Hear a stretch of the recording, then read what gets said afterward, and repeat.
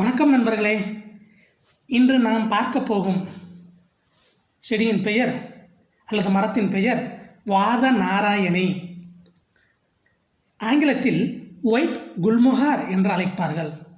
Family Caesalpiniaceae. Botanical name Delonix இல்லாட்டா.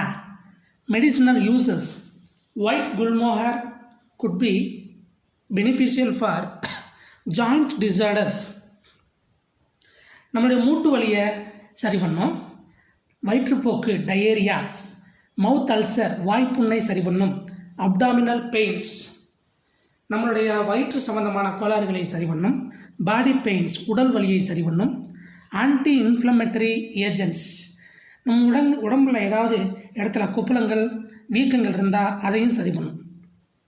சித்த மருத்துவத்தில் வாத நாராயணி இலையை எண்ணெயில் வதக்கி உளுந்து பருப்பு, பூண்டு, இஞ்சி, கறிவேப்பிலை, கொத்தமல்லி, மிளகாய், உப்பு, புளி சேர்த்து துவையல் அரைத்து வாரம் ஒரு முறை உணவில் சாப்பிட பேதியாகும். வாத நோய் தீரும். வாத நாராயணி இலையுடன் குப்பைமேனி இலை, மஞ்சள் இரண்டையும் சேர்த்து அரைத்து மேலே தடவி குளிர்ந்த நீரில் குளிர்த்து வர சொறி சிரங்கு நீங்கும். வாத நாராயணி இலையை நீரில் போட்டு கொதிக்க வைத்து குளிக்க உடம்பு வலி தீரும்.